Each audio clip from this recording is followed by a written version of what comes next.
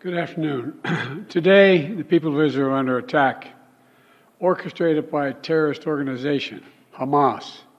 In this moment of tragedy, I want to say to them and to the world and to terrorists everywhere that the United States stands with Israel. We will not ever fail to have their back. We'll make sure that they have the help their citizens need and they can continue to defend themselves. You know, the world's seen appalling images. Thousands of rockets in the space of hours raining down on Israeli cities. When I got up this morning and started this at 7:30, 8 o'clock, my calls. Hamas terrorists crossing in Israel, killing not only Israeli soldiers, but Israeli civilians. In the street, in their homes, innocent people murdered, wounded, entire families taken hostage by Hamas.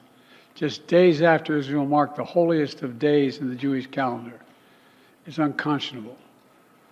You know, when I spoke with Prime Minister Netanyahu this morning, I told him the United States stands with the people of Israel in the face of these terrorist assaults. Israel has the right to defend itself and its people, full stop. There's never justification for terrorist attacks. And my administration's support for Israel's security is rock solid and unwavering. Let me say this as clearly as I can. This is not a moment for any party hostile to Israel to exploit these attacks to seek advantage. The world is watching.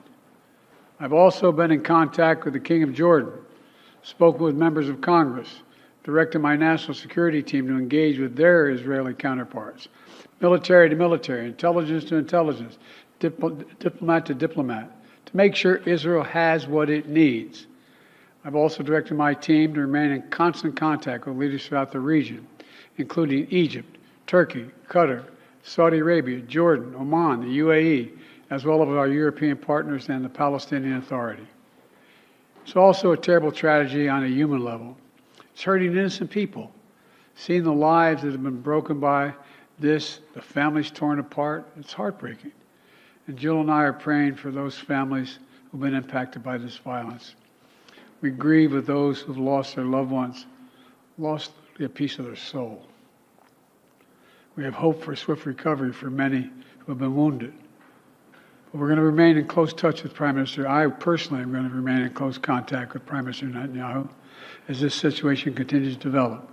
And let there be no mistake, the United States stands with the state of Israel, just as we have from the moment the United States became the first nation to recognize Israel 11 minutes after its founding 75 years ago. Thank you very much.